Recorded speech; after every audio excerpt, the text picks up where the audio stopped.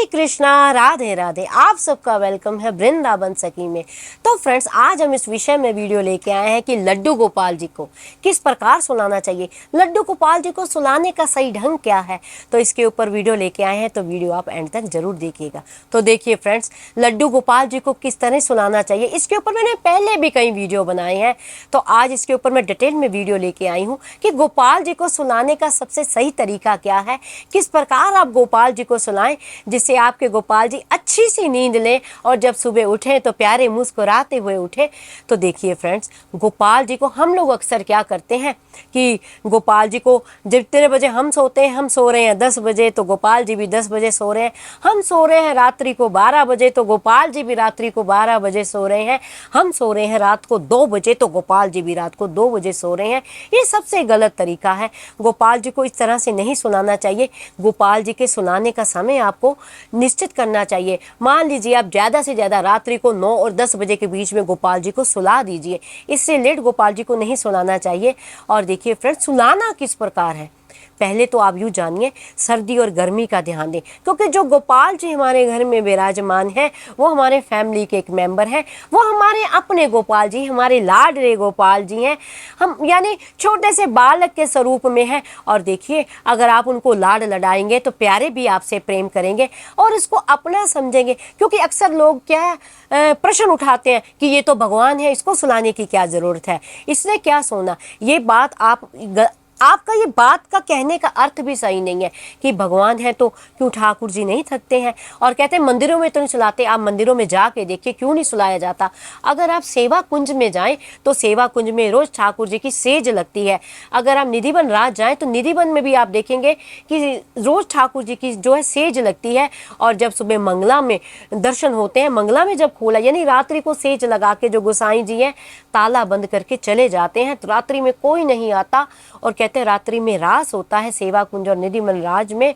जब सुबह मंगला में मंदिर के पट खुलते हैं और जब रंग महल का दरवाजा खुलता है, जो सेज ठाकुर जी की लगी होती है, सेज के ऊपर लगे हुए फूल जो है कुचले होते हैं और चद्दर जो है खिसकी होती है, जो पान का बीड़ा रखा जाता है आधा चबा होता है, लड्डू रखा जाता है वो लड्डू जो है आधा टूटा होता है, और जो दातुन रखा जाता है दातुन को भी चबाया हुआ होता है। यानी रात्रि को ठाकुर जी वहाँ पे आके लीला करते हैं। यही दृश्य, पूरा दृश्य जो है सेवा कुंज में भी होता है, यही दृश्य जो निधिवन राज में भी होता है।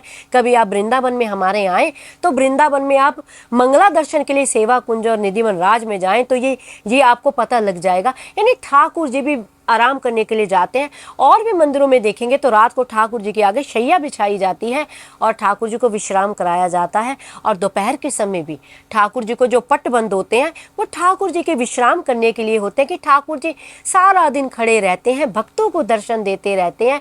और खड़े खड़े प्यारे जो थक जाते हैं, ठाकुर जी को विश्राम कराने के लिए जो है शैया लगती है। तो इसलिए ठाकुर जी को विश्राम कराना आवश्यक है। अब प्रश्न ये उठता है ठाकुर जी को किस प्रकार सुलाएं। तो देखिए, हम क्या करते हैं, बिस्तर लेते हैं, बिस्तर पे जो ठाकुर जी का बेड होता है और ठाकुर जी को लिटा देते हैं और बत्ती बंद करते हैं और सो जाते हैं। ये भी गलत है। ठाकुर जी ऐसे थोड़ी नहीं सोते हैं। सबसे पहले तो सर्दी गर्मी का आप गोपाल जी का ध्यान रखें और गोपाल जी को बड़े प्यार से ठाकुर जी के जो अलंकार है, सारे अलंकार यानी जो श्रृंगार गोपाल ने किया हुआ है वो सारा श्रृंगार एक एक करके बड़े प्रेम भाव से ठाकुर जी का आप निकाल दीजिए। श्रृंगार निकाल के ठाकुर जी को पतले पतले, गर्मियों और सर्दियों का ध्यान आप रखें। गर्मियों में सुला रहे हैं तो पतले पतले कपड़े ठाकुर जी को, खुले खुले कपड़े आप कॉटन के ठाकुर जी को पहनाएं और कोई मच्छरदानी ले, उसके अंदर ठाकुर जी को थोड़ा पुचकारें, थोड़ा प्यार करें। ऐसे थोड़ी ना सो जाएंगे। अब यशोदा मैया क्या करती थी, ठाकुर जी को गोद में बिठाती थी और बड़े प्रेम भाव से ठाकुर जी के बालों को सहलाती थी और ठाकुर जी को पुचकारती थी, कन्हैया सो जा लाला, और लोरी सुना थी। तो आप भी प्रयास किया कीजिए, एक छोटी सी लोरी कोई ठाकुर जी को सुनाया कीजिए, थोड़ा सा गोद में ठाकुर जी को सहलाया कीजिए, सहला के बड़े प्यार से पुचकार के गोपाल जी को सुलाइए। यानी यशोदा मैया वाला भाव रखिए आप और ठाकुर जी को आप सुला दीजिए। गर्मियों में मच्छरदानी में ठाकुर जी को सुला के पास में ठाकुर जी के जल का लोटा और खाने के लिए कोई भी थोड़ा सा सामान आप ठाकुर जी के पास आप मेवे रख सकते हैं, आप टॉफ़ियाँ रख सकते हैं, आप कोई भी सामान, कोई फल इत्यादि आप रख सकते हैं। यानी इस भाव से कि प्यारे को भूख लगेगी रात्रि में, तो गोविंद को जब भूख लगे, क्योंकि छोटे बालक है, भूख बहुत जल्दी लग जाती है ठाकुर जी को, क्योंकि आपने देखा होगा अक्सर हमारे घर में जब छोटा बच्चा होता है तो रात को उठता है, रोता है, फिर उसको दूध पिलाना पड़ता है, और माँ जो होती है बार बार दूध की बोतल को लेके आती है, गर्म करती है, दूध डालती है और बच्चे को पिलाती है। बच्चा जब दूध पीता है तो वो सो जाता है। तो इसी तरह ये भाव हमारे प्यारे छोटे से बालक हैं, तो इनके पास खाने के लिए कोई भी सामान अवश्य रखिए और ठाकुर जी को बोल दिए प्यारे आप अच्छी नींद लें, आपके पास खाने के लिए सामान रखा है, पीने के लिए जल रखा है। तो इस तरह से गोपाल जी को आप सुलाइए और जब सुबह उठाइए तो बड़ा प्यार से पुचकाते हुए गोपाल जी को आप उठाइए। और किस तरह से सुलाना है, क्या क्या करना है, उसके ऊपर भी मैंने डिटेल में वीडियो डाला हुआ है, आप जाके मेरे चैनल पे उस वीडियो को देख सकते हैं। तो इस तरह से आपने गोपाल जी को लाड लडाने हैं, गोपाल जी को सुलाना है, गोपाल जी को उठाना है कि बड़े प्यारे से ठाकुर हैं। जो रिश्ता आप निभाएंगे, यकीन जानिए उस रिश्ते को मेरे प्यारे आपके मरते दम तक निभाएंगे, जन्म जन्मांतर तक निभाएंगे, क्योंकि मेरे ठाकुर को तो केवल निभाना आता है, मेरे गोविंद को तो केवल पकड़ना आता है, छोड़ना तो वो जानते ही नहीं है।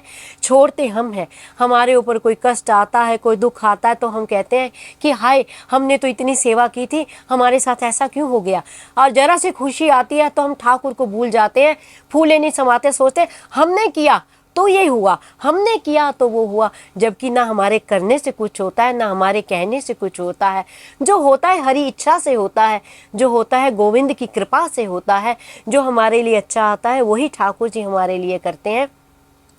यानी आप यूँ जानिए ठाकुर जी जिसको जनवाना चाहते हैं वही जानता है, प्यारे जिसको नचाना जानते हैं वही ठाकुर के प्रेम में नाचता है, गोविंद जिसको गवाना चाहते हैं वही गोविंद की प्रीति में गाता है।